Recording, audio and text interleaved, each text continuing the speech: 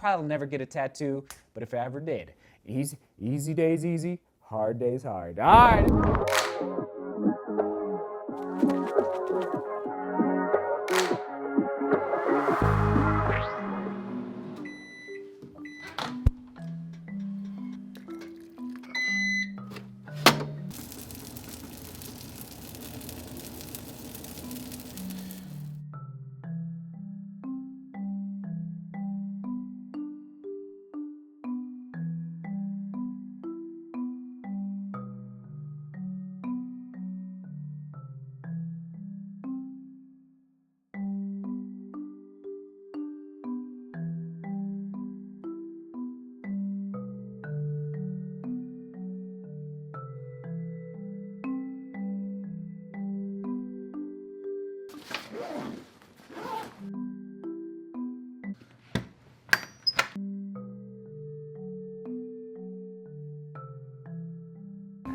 Good morning, time to rock and roll. Oh my, 7 days. Actually, when you're watching this, 6 days to go until my 10K in Naples, Florida, down to sea level. We are not gonna be running at sea level today. We're going up to Magnolia Road, that's right. Starting, I believe we start at about 86 or 8,500 feet above sea level for today's long run, the last long run of the training block. And on that note, it's been, I think it's been about 18 months. I will link to it upper right-hand corner. The last time I talked about this topic, why I run slow in order to race fast. And because the race is 7, when you're watching this 6 days away, I was just thinking, I think it's time to revisit. And yes, there's always a lot of comments on Strava about my cadence and about slow turnover and about running 9-minute pace and why I do that in order to do the threshold runs at, 5:15, 5:18, 5:20 a mile. Sound good? That's the game plan. Time to rock and roll. Off we go. I hope you're having a great weekend. Oh man, butter. Come on now. Why I run slow in order to race fast.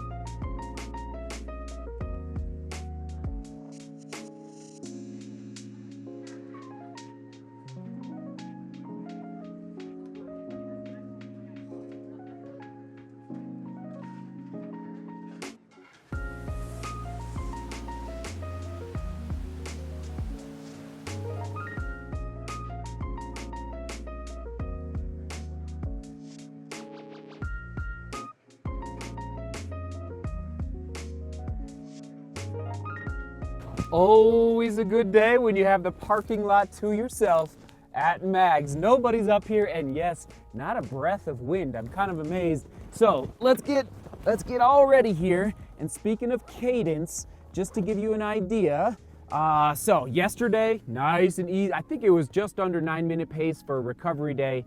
I was right around 171, 172 steps per minute for the average.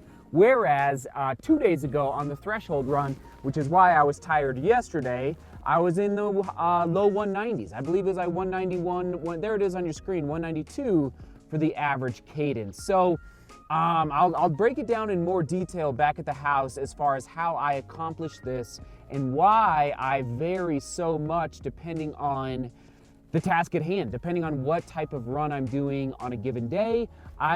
I don't want to guarantee, but I can almost guarantee today will be in the low 180s for today's long run. I just kind of know my cadence, know my speed, know the effort that I can put forth at, here it is on your screen, boom. I think it's 86 or 8,700 feet. Netherland, the town just below, is 82-ish. So I think we come up about another 500 feet here, I do believe.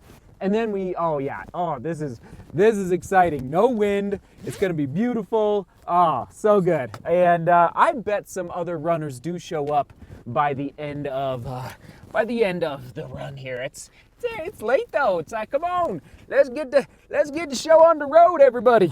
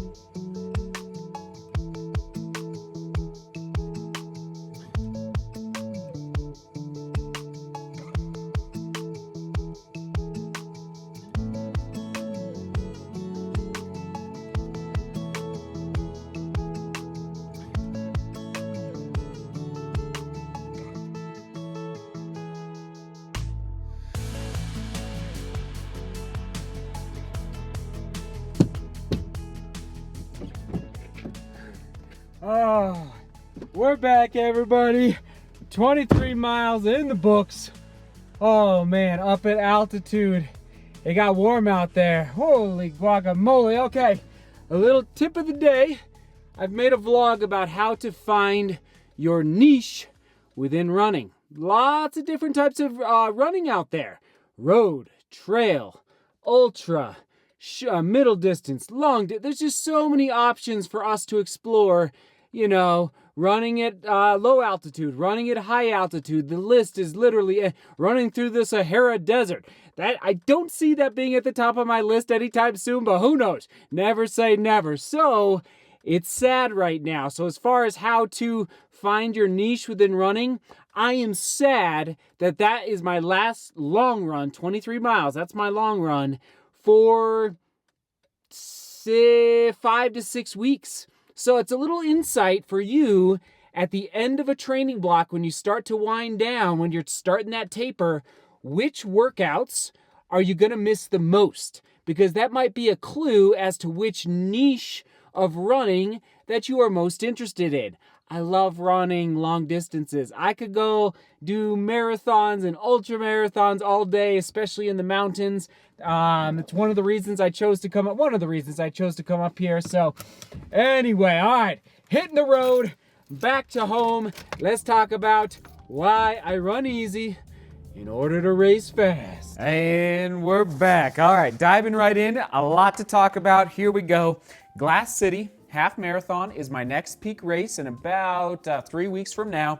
So here is the poster talking about the volume. Okay, we've gone over this before, but for everybody that's new, started at 60 miles for the first week, topped out at 140 back to back. 120 last week, 100 this week, and then the following week will be 80. So that's kind of the overall volume. And when I'm talking about volume, it's the amount of miles I'm running throughout the training block. And then let's see, on this side, we've got my lifetime volume. So sure enough, all the way up from middle school, all the way up to the present.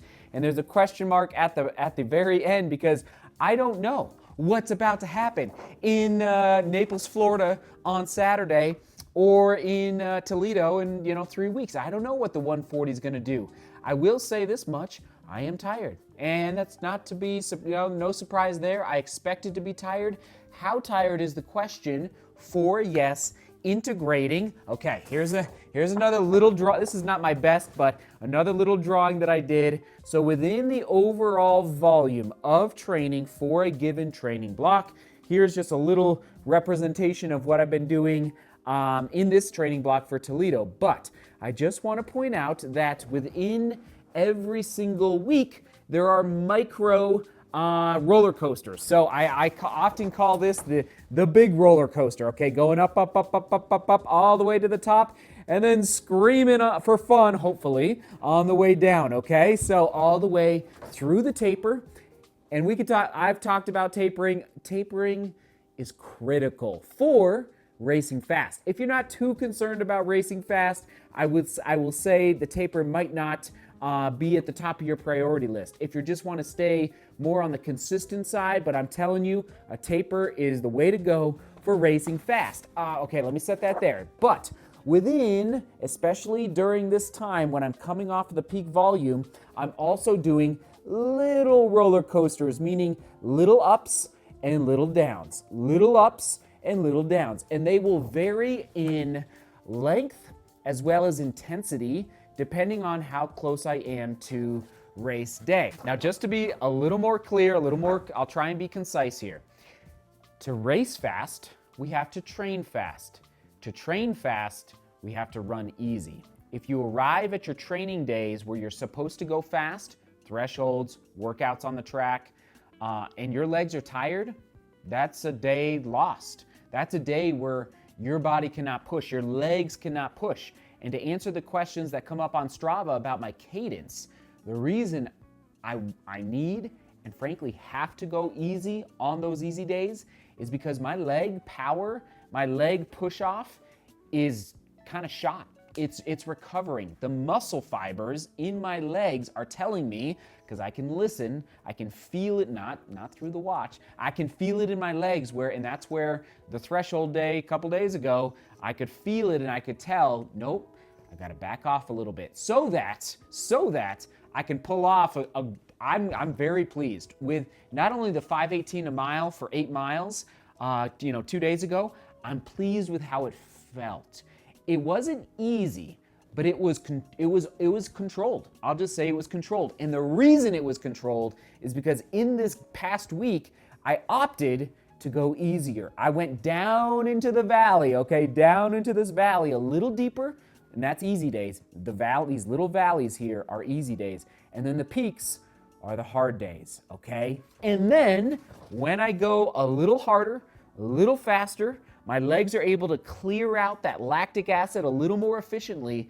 That is when that's where the confidence, that's where the body is adapting to the training. That is where I'm coming off of the peak volume and then eventually the taper, which basically starts now, not quite, but basically starts now.